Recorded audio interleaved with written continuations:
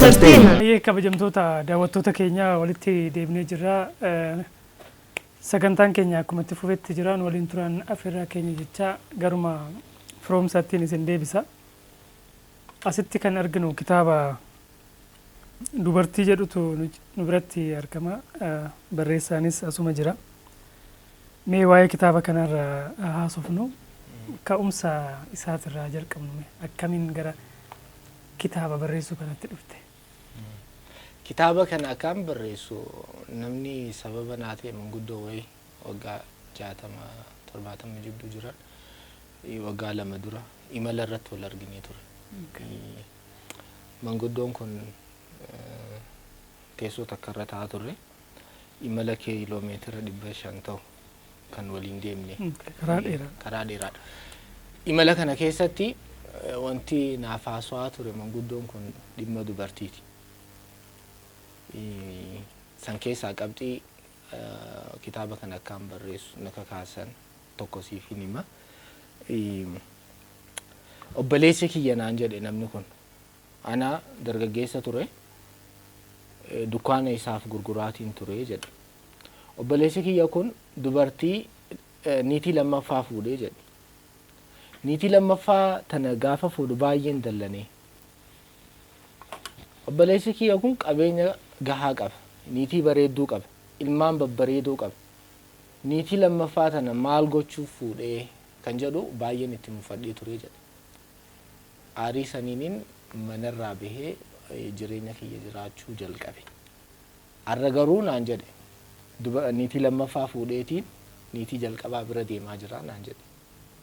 Tan duraa san bira moo akkam? Tan duraatiin miti. Kan jalqaba fuudhe obboleessa isaati. Obboleessa isaatti mufate. Maaliif niitii lammaffaa fuutaa? Qabeenya gaarii qabda. Niitiin tee jalqabaa bareedduudha. Ilmaanis babbareeda siif deessee jirti. Niitii lammaffaa sababni itti fuudhuu dandeesseef maali? Aarii jedhuun manaa bahe. Har'a garuu mataa isaa niitii jalqabaa fuudhee niitii lammaffaa fuudheeti dhoohisaadhaan gara niitii jalqabaa deemaa jiru. Kun iccitii guddaadha. Dubartii jette mata duree isaa. Mata duree dubartiidha. Kana maaliifin sii kaasuu barbaade seete? Ilmi dhiiraa yeroo itti kophaa ta'u jira. Yeroo itti kophaa ta'e namni isa barbaachisu jira. Ilmi dhiiraa yookaan abbaan jechuudha. Obboleessi. Obboleessaa miti. Dhiirti yookiin abbaan. Meerraa haasofnaa.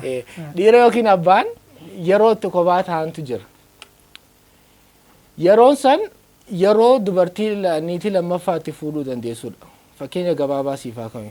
Dubartiin takka waggaa 40 booda pireediin isiin dhaabbatti jedhamti saayinsiin. Waggaa 40-45. Ilmi dhiiraa ammootu fedhiin isaa hin daangeffamne. Aga dhibbaa deemuu danda'a. Gaafa niitiin tun waggaa 40 jalaa dhaabbatte inni rakkoo guddaa keessa seena. Sii galee miti. Ilmi dhiiraa yookiin abbaan yeroo kophaatti ta'u jira qabxii jedhamu san barbaadeeti. Fakkeenyi jalqaba sii kaase obboleessi isaa kun sababni itti niitii lammaffaa fuudhuu danda'eef kophummaan itti jabaannaanidha. Yaadni manguddoo kanaa. Ni qaba garuu ta duraa sana. Ta duraa ni qaba. Akkamitti kophummaan itti dhagamuu danda'a? Kana baay'een keenya hubachuu dhabuu dandeenya. Sadarkaa ammarra jirru kanarratti. Manguddichi kun wanti isaan naaf kaasan ilmi dhiiraa bara haadhaa fi baay'inaan tuqeetiin jira kitaaba keessatti mata duree kana. Achi keessatti sirriitti hubachuu ni danda'a namni kitaabicha argatee dubbisu jechuudha. Bara maal uffattee maal nyaattee eessa ciiftaa jedhanii nama isa gaafatu dhabuu qaba ilmi dhiiraa. Gaabii uffatee yookiin gaazexaa qabatee yookiin kitaaba wayii qabatee guyyaa guutuu ala oolee gara manaa ol deebi'ee baratti rafu jiraachuu qaba. Waggoota 60 yeroo achi darbee jechuudha. Yeroo sanitti namni hundi isa dagata. Ati amma abbaa qabda. Fakkeenyaaf abbaan kee yoo lubbuudhaan jiraatan ji'a tokko keessatti abbaa keeti immoo haadhatee yaadatta. Kun gaafii guddaa. Gaafii guddaadha. An gaafii kanaan garaa kiyya fidde. Ati amma abbaa fi haadha qabda miti. Abbaa keeti immoo haadha teeti sirriitti kan yaattu. Haadha kooti. Anis haadha kooti. Baay'een keenya haadha teenya yaadanna fuunee bultii ijaarree yeroo jiraannu abbaan maal nu fakkaata beektaa? Abbaan kun waan dhabuun seenu. Maallaqni waan isa barbaachisuun seenu. Abbaan waan dhukkubsatuun seenu. Waan beelaa'uun seenu. Sigalee haati teenya ni rakkatti, ni miidhamti, ni dhukkubsatti. Baay'inaan kan yaannu kan. Fakkeenya gabaabaa tokko siif haa kaasute garuu mata duree irratti yaadichee kan ka'e. Keessa seennee irraa amma inuma haaseen. Bareeda erga akkas jedhame. Fakkeenyaaf ati ilmoonni qabda. Anis daa'ima nan qaba. Gaafa haati warraa ta'e deessu. Siis dabalatee haadhaa fi abbaa kee hiriyoonni kee marti keenyaayyuu kan dhimmamnu dhimma haadha warraa ta'eetiif dhugaadha isiidhaaf dhimmamu sirriidha. Isiitu harka rabbii jirti yeroo sanitti. Jiraachuuf du'u keessa jirti. Keessa jirti baay'ee gaariidha. Isiidhaaf dhimmamuun keenya gaariidha. Rakkina ati yeroo san keessa jirtu daqiiqaa sanitti. Namni si hubatu ni jira. Ati kan abbaa manaa taate kun. Namni si hubatu ni jira. Isaanuun hubatan. Sa'aatii sanitti yaadadhu baay'ee ulfaataa ture. Atu nama si cinqamuu si barbaachise yeroo sanitti. Ergaan kitaabicha kanaa dubartiidhaaf akkuma dhimmamnutti haadhaaf akkuma dhimmamnutti sirriidha. Obboleettiidhaaf akkuma dhimmamnutti. Obboleettii fi niitii biraa miti. Haadhaa fi obboleettiidha haadhaaf hanga dhimmamnu sirriidha dhimmamuufin ilmaan horuu keessatti gaheen dubartii fi haadhaa fi abbaan qabu wal qixaa miti dubartiif kan dubartii caalaadha. San nutis waaqninis hundi keenya ni aman ulfina isii jechuudha. Ilmi dhiiraatis miidhamuu danda'ati. Miidhame isaa kana xiqqollee haa hubannuudha. Wanta as keessa jiru. Rakkina isaa miidhamuu isaa xiqqallee taatu baay'ee miti. Isiidhaan wal madaalchisaan jiru. Xiqqoo sanillee taatu abbaan keenya ni miidhama. Xiqqollee taatu haa yaadannu. Ji'a tokko keessatti ji'a tokkotti yeroo 10 haadha teenya yoo dubbifne ji'a tokko keessatti yeroo lamaas taatu takkaas taatu abbaa keenya haa dubbifnuudha bilbilaanis ta'u quba haa qabaannuudha. Ulfinnis akkuma jirutti jechuudha. Kun kabaja dubartoonni qaban yookaan dubartummaa ibsu irratti waan jiru jira. Ni jira. Ergaa amma jetti kana malee. Dubartii amma mata duree kana yoo ilaalle dubartii jedha. Namni xiinsammuudhaan yookaan falaasama waan as keessatti caqaste kana gadi fageenyaan hin dubbisne gubbaa laalee suuraa laalee mata duree laalee dubartii jedha. Mata duree yoo ilaalu waa'ee dubartii ibsaadha. Garuu achi keessatti immoo indaayirektoonni ati ibsite immoo jira jechuudha. Baay'ee gaarii. Boqonnaa 3 qaba kitaabni kun. Boqonnaan jalqabaa uumama dubartiiti. Dubartiin yeruma uumamtuuyyuu maal waliin uumamtee haala kamiin uumamtee uumamni ishee jalqabarraa waa'ee Hawwaa waa'ee Aadam jalqaba sanirraa kaafamee waan hayyoonni jedhan waan beektoonni jedhan yaadota isaanii waliin falmiin godhamee jira. Hayyoota daangaa tarrantu jira. Falaasama irratti hayyoota san waliin kitaabicha irratti falmiin godhe jira. Isaanii mormuudhaaf jechuudha. Fakkeenya tokko siif haa kaasu dubartiin lubbuu hin qabduu jedha hayyuu wayii. Maaliif jechuu barbaade? Baay'ee gaariidha. Tuffii dubartiidhaaf qabu agarsiisuu barbaadeetinni. Dubartiin lubbuu hin qabduu jedha. Kitaabicha irratti hayyuu kana wajjin mormii guddaa godheetiin jira. Dubartiin akka lubbuu qabdu dubartiin kabajamtuu akka taatu mormii godheetiin jira. Akka ulfina qabdu. Hayyuun kun dhumtii isaa maal ta'e hojjettuu mana isaati kan jaalate. Lubbuu hin qabdu jechaatu. Qola kanarra jiru. Hojjettuu mana isaati kan jaalate. Dhumarratti ni du'e jaalaleessiitiin uffannisee jechuudha. Kanuma dura lubbuun qabdu jedhe jaallate. Booda jaalala keessa seenee lubbuun qabaachuu isaanii sana argee wareegame du'e jechuudha. Hayyoota waliin falmiin godhamee jira kitaaba kana keessatti. Inni lammaffaan ammoo amaloota isaan qabanidha. Afaan dubartii warra dhiiraa barsiisa. afaan dubartii warra dhiiraa barsiifti. Numaayyuu boqonnaan dhumaa afaan dubartootaa jedha. Afaan dubartootaa jechuun kominikeeshinii isaa wajjin gochuu qabanidha malee kophaatti afaan hin qaban. Nuti haala isaa wajjin walitti akkamitti akka jara wal dubbachuu dandeessu. Sirriidha. Garuu afaan kophaatti ni qaban isaan. Mee bifa kamiin? Gaaffii bareeda. Afaan kophaatti ni qaban. Afaan jaraa kana yoon barree baay'ee rakkisaadha. Afaan dubartootaa. Dubartoonni afaan sadii qabanii jedha kitaaba keessatti. Afaan jalqaba isaanii sochii qaamaati. Ergaa ittiin dabarfachuu. Ergaa ittiin dabarfatan. Afaan jalqabaa isa yoo ta'u lammaffaan jecha fayyadamu. Sadaffaan callisuudha. Kana fakkeenya tokkoon siif kaasa. Hiriyyaa ta'e hojii yookiin jaalallee ta'e waliin osoo daandiirra deemaa jirtu iddoon deemaa jirtan san baay'ee qorra. Itti qorruu ishee san sitti himachuudhaaf sochii qaamaa goote afaaniin dubbatti jalqaba. Mallattoo qorraa agarsiifti. Mallattoo namatti qorree sitti agarsiifti. Natti qorree jiraa siin jechuu jirti. Ati dhiira afaan isaanii beeku yoo taate daftee hubattaaf. Daftee hubattaaf. Dhiira afaan isaanii beekne gaaf taatu mootu hin hubattuuf. Kanaafuu qabxii takka darbite ati asitti. Afaan isaanii beekuu qabdaadha. Beekuu qabdaadha. Beekuu dhabuu keetiin qabxii takka isaan bira dhabdee jirta. Afaan lammaffaa fayyadamti. Abdii kiyya na qorree jiraa siin jetti. Kun jecha jechuudha. Jecha. Mallattoo waan wallaaleef. Wallaalteef. Jechaan natti maalti. Jechaan sittiin. Abdii kiyya natti qorree jiraa siin jetti. Ati afaan jaraa yoo beekte gurraan waan dhageessuuf isitti qorruu dhageessee jirta amma. Baay'ee qorraa jettaan. Sittis qorraa jira. Waan qorraa jiruuf. Waan qorraa jiruuf. Qabxii gattee asittis.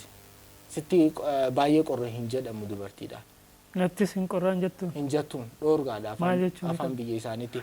Maal jechuu akka qabnu booda siif hin hima. Afaan biyya isaanii waan jettu. Qabxiin maal jettaan qorraa nattis qorraa jira silaani qorraa. Si qorree dhugaa dabara. Nattis qorraa jira yoo hin jenne maal jechuu ni qabaadha. Siifan hima maal akka jechuu ni qabdu. Kana barsiisa warra dhiiraa. Callifteetuma natti qorraa jira baay'ee qorraa yookiin gaararra jira jinni osoo hin taane ni himta maali waan deebii ni ibsitaaf. Nattis qorree jira baay'ee qorree yeroo jetteen afaan sadaffaa fayyadamti. Ni callifti. Calliftee keessoo ofiitti si arrabsiti yookiin si abaarti. Afaan lammaffaa san wallaalti. Kuftee baqa ati dhiira wantaatii miti. Isaan biratti nama afaan isaanii beekuu miti. Rakkoo isaanis. Nama filatamaa miti. Kanaafuu maal godhuu qabdaadha amma. Afaanota isaanii erga akkana ta'e maal godhuu qabdaadha warra dhiiraa kan barsiisu. Tokko mallattoo qaamaa kana yeroo sitti argisiiftu uffata uffattee yoo qabaatte gubbarraa feetu qullaa deemu asii ol isitti uffisuu qabda. Jalqaba mallattoo sochii namatti yoo waa'ee qorraa sanarra jirra ta'e isatti goota. Kan hubachuu dadhabde lammaffaa na qorree jira. Iyyannoo biraa sitti dhiyeessitu. Iyyannoo biraa gaafa sitti dhiyeessitu ofitti hammadhu barbaattu. Tartiibatti aanu. Tartiibatti aanu. Wantoota kanneen warri dhiiraa akka godhuu qaban barsiisa kitaabichi. Ebalu haasaan isaan tolu. Ebalu rakkoo namaan hubatu jedhamee yeroo itti wal dhaban jira. Maaliif kanuma beeknu irraa jechuudha. Kana jechuun afaan isaanii wallaalurraa kan ka'e. Afaan isaanii dirqama. Dirqama. Dhiirri tokko dubartii takka jaalachuudhaaf tokko ida'uu tokko walqixa ta'a lama. Herreega kana marti keenya ni beeku. Dhiirri beeku kanuma beeka dhiirri. Dubartii takka jaalachuudhaaf herreegni tokko ida'uu tokko lama ta'uu akkuma marti keenya beeknutti dubartii takka jaalachuudhaaf dhiirti ulaagaan isa barbaachisu hagana salphaadha. Haga tokko ida'uu tokko lama ta'a. Beekamaadha dubartii jaalachuudhaaf dhiirti. Ulaagaan argee jaalachuu dandeenya. Dubartiin garuu ilma dhiiraa jaalachuudhaaf formuulaa guddaadha kan qabu. Ulaagaa baay'ee. Agafeete barate. Afaan isaaniillee beekuu danda'u. Afaan isaanii beekuu qabda. Itti toluu danda'u qabda waan hundaanu. Qabxiilee hedduudha kan sirraa barbaachisu. Qormaata darbitee isaan bira dhaquudhaaf afaan kana barsiisaa jechuudha kitaaba kana keessatti warra dhiiraa. Kitaaba kana keessa isaa irra deddeebi'ee dubbisuu na gaafata. Maaliif yaadni isaa falaasamni yookaan xiinsammuun akka kitaabilee kana dura barreeffamaa turanii yookaan akka kitaaba walaloo wayii yookaan akka asoosamaa waan yeroo takkatti hubattee sii galuu miti. Fakkeenyaaf yaada amma kaasne kana bifa kanaan yoo ibsite malee yoo gadi deebitee teessee sirnaan dubbiste malee kallattiidhaan sii galuu dhabuu danda'a. Akkuma duraa waa'ee afaan dubartii jenne san laanguweejii biraatti fakkaachuu danda'a nama biraatti. Kanaafuu maal gaafata? Xiyyeeffannaa gaafata. Kalaqa qaba as keessatti. Amma namni yeroo kitaaba barreessu kitaaba walaloo, kitaaba asoosamaa, kitaaba ogbarruu, kitaaba afaanii jedhee kitaabileen akkasitti kan ba'aa jiran. Ati immoo kana filattee barreessuu keenya ibsitee jirta. Garuu haalli isaa hin baratamne hawaasa keessatti. Kanaaf bifa kamiin uummanni keenya kitaaba falaasamaa, kitaaba xiinsammuu kana dubbisuu qaba? Gara kamiin hubachuu qaban jettee yaaddame? Kun awwaan natti dhaga'amee fi waan itti amanedha kan hin godhe kitaabicha irratti. Gaafii baay'ee kaasuu danda'a kitaabicha bantee yeroo laaltu. Qaamni gaafii kaasu san immootu kitaaba biraa haa barreessu gaafii isaatiif. Kalaqa biraa fidu. Ati kana fidde? An kana fide itti amanee. Mata duree addaadha. Falaasama addaati, xiinsammuu addaati. Waan kana wal bira qabee ilaaluu danda'u ka biraa uumuu qaba. Ka biraa haa uumatu. Lakkii firooti sirrii miti kan jedhu yoo ta'e. Amma dubartoota irratti fakkeenyaaf waan baay'ee asirratti kaastee parsantiidhaan waan keetti jira. Dubartoonni fedhii foonii barbaadan kan hin barbaanne haalli waan baay'eedha keessa seennee ibsu irratti yeroo nu daangessuu danda'a. Kanaaf garuma ogbarruutti haa deebinu mee jeneraal amma keessa kitaaba haasofnee jira. Gubbaa isaa irratti qola kitaabaa haala maxxansaa isaa akkam ture mudannoo isaatti haa deebinu. Gaafii bareeda. Waan dhibaa hin qabu. Waanuma keessa koo jiruun baase. Kitaabichi kana yeroo dubbiftu akka amma naaf ati haasawaa jirrutti hagas takka ifa. Qaama sadaffaa wanti jedhamu hin jiru kitaaba dubartii keessa. Qaama sadaffaa jechuun adii lafa jirudha. Kitaabonni baay'een dubbisaan namni kitaabicha dubbisu qaama sadaffaadha yeroo dubbisu baay'inaan. Feedbackidha. Kana keessa garuu hin jiru. Barreessaa fi dubbisaan fuulletti waliin dubbatu jechuudha. Waan dhoksaan qabu. Waan si hawwachuu danda'u keessaa kun isa tokko fuulletti dubbataniin.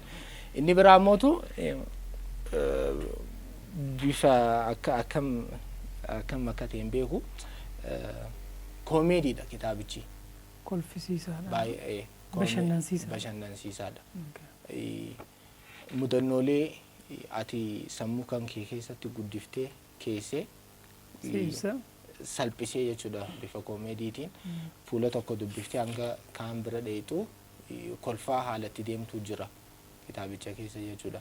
Kan ammoo dhugaadha moo soba kan jedhu carraan kun nama harka ga'ee kitaabicha kana dubbise ilaaluu ni danda'a. Saniin ala waan dhibaa hin qabu kitaabichi itti fufa. Mata dureen kitaabaa dubartii dhimmi dubartii waan dhuma qabu miti. Itti fufa jedha dhumarratti yookaan argitee jiru ta'e kitaabichi gara dhumarratti itti fufa jedhee. Kanumaan wal qabatee mata duree dubartii kanaan yaadonni hafan itti fufu jechuudha. Itti fufan jechuudha bal'inaan. Kanaaf kanuma biraandii godhattee itti fufuu barbaadate. Akkasii yaadama. Yaadni namoota maal ta'a jettee yaadame kanarratti kitaaba dubartii kana dubbiseeraanis gaafii hedduu nama keessatti uumuu danda'a. Maal ta'uu danda'a? Kitaabichi illee adda waan ta'eef akkamitti hawaasni fudhate jettee yaadda? Kitaaba kana namoonni hubachuu danda'an muraasa yaadicha isaa. Fakkeenyaaf nama ati amantiin qabdu naan jedhee jira kitaaba kana akka carraatti arge. Maaliifii waa'ee rabbii keessa seentee akka itti aadamii fi hawwaa rabbi itti uume yeroo itti kaastetu jira. Laalee jira. Mucaan kun sila jechaan ture. Nama jedhamu kalaqa. Inni biraa mootu nama xiyyeeffatee ilaaleef nama hubateef ani nama amantaa dhabe yoo osoo hin taane kitaabicha irratti amantaa saniifiin gaachana ta'e fakkeenya tokkoon siif kaasa. Kitaaba kana keessatti hayyoonni garaagaraa hayyoonni nuti beeknu gurguddoo jennee akka moodeelatti hayyoonni nuti ilaallu dhimma dubartootaa waan isaan dubbatantu jira. Waan sirrii hin ta'in. Fakkeenya tokko hayyuun wayii maqaa isaa tuquun barbaadu amma kitaabicha keessatti ni argatu. Waaqni Aadamiin uumee ergasii osoo Hawwaa uumaa jiru ifaan irratti dhaamee jedha. Yeroo ifaan hin jirre san keessa Intoo malee sirrii miti. Ifaan Rabbii hin dhaamu. Si galee miti. Hayyoota akkana jedhantu jira. Hayyuun kun sirrii akka hin taane kitaabicha keessatti tuqame. Ifaan Rabbii hin dhaamu. Rabbi ammootu Hawwaas ta'e waan hunda uumuudhaaf dandeettii isaatiin jecha tokkoon ta'e jedha ni ta'a. Waan itti ulfaatu hin qabu. Hayyuun kun sirrii akka hin taane hayyoonni akkana jedhan ni jirani. Dubartoota gadi buusuudhaaf hayyoota jechoota akkanaa fayyadamantu jira. Isaan waliin falmiin godhamee jira. Nama hubatee ilaaleef namoonni amma kamsaa deebiin asuma keessa jira. Akka dubartiin jalqaba hin uumamin falmiin godhamee jira hayyuu kana waliin. Kanaafuu namoonni hubachuu danda'an ni hubatan kitaabicha. Namoonni hin hubanne ammoo suuta dubbisuudhaan kutaatti aanus yaada birallee irra deddeebi'anii ilaaluudhaan yaada kiyya na hubachuu danda'an abdii jedhuun qaba. Okay, waa'ee keessa kitaaba haasofne irra mee haala maxxansaa isaa gabaabsinee akkam ture haalli gurgurtaa isaa akkam yaaddaa waan jedhu irratti bifa kamiin akka uummata bira ga'u ergaa uummataaf dhaamuu dandeessa. Kanaan dura warroota biyya alaa jiraniif ergamaa ture. Namoota baay'ee qaqqabaa jira. Wanti achii deebiin achii deebi'u gaariidha. Jabaadhu kan jedhudha. Erga eebbifame booda eessa argatu? Manneen maxxansaa irratti ni raabsama. Kana jennee iddoon ibsuus baadhu. Bal'inaan garuu biyya keessaas warra biyya alaa jiraniifis haalatti argachuu danda'an. Eebba booda walumaan taanee kan mijjeessu nu ta'a jechuudha. Gara duubatti si deebisuun barbaadu garuu haalli sadarkaan kitaabota afaan Oromoo amma irra jiru guddinni ogbarruu afaan Oromoo amma irra jiru namoonni yeroo haasa'an sadarkaa guddaa irra ga'eera jedhameeti kan hin dubbatamu. Ati akkamitti yaadda? Waan hafu baay'een jiraachuu danda'a garuu kan duriif kan amma wal bira qabne yoo ilaallu akkamiin ilaaluu dandeessa? Durii fi amma wal bira qabne yoo ilaallu amma irra wayyaadha. Garuu hawaasa kana kan madaaluu miti. Bilchina hawaasa kanaatii fi baay'ina hawaasa kanaa kan madaaluu miti hojiileen hojjetaman. Wantoota wal fakkaataadha baay'inaan kan hojjetaman. Kitaabni torbaan keessatti 3-4 eebbifamuu danda'a. Biyya hundarratti jechuudha. Maali kitaabonni eebbifaman kunniin? Kiyyaas dabalatee jechuudha dubartiis dabalatee hawaasa kana kan madaaluudha jennee yoo ilaallu hin madaalu. Hawaasni kun bal'aadha. Yaada bal'aadha kan barbaadu. Yaadonni nuti qabannee as ba'aa jirru ammoo hawaasichaa wal bira qabnee yoo ilaallu baay'ee xiqqaadha. Fakkeenyaaf kitaaba falaasama angara kiyyaan argeen beeku afaan Oromootiin kan dhiyaate. Xiinsammuun falaasama. Xiinsammuun muraasa hangi tokko hiikamaniiti kan jiru. Xiinsammuu falaasama kitaabota baay'ee kan hin jirre jechuudha. Kanaafuu gahaa miti barreessitoota hangam qabna jennee yoo ilaalle baay'ee xiqqaadha. Yeroo wayii Dr. Gammachuun Oromoon barreessitoota 100 hin qabu. Hawaasni miliyoona 50 caalu barreessitoota 100 hin qabu kan jedhanii yeroo haasawwan dhageetiin ture baay'ee nama saalfachiisa. Dhugaa dubbachuudhaaf jechuudha. Gara amma afaanitti si qabelleedha. Gara qabiyyeetti yoo deemne qabiyyeen kitaabota keessa jiran kitaabonni amma torbeetti maxxanfamaa jiran kun barreessan maan jiru amma barreessan amma gara 1000ti jechuu dandeenya. Wanni inni qabatee uummata biratti gadi ba'u garuu waan kan waan madaalu barreessuus jiraachuu danda'a kan waan hin madaalle barreessullee jiraachuu danda'a. Fedhima barreeffamaa fedhima ogbarruu qabaateef kitaaban gadi kan ba'ullee jiraachuu danda'a. Kan akkamitti wal simsiisuu hin danda'amame?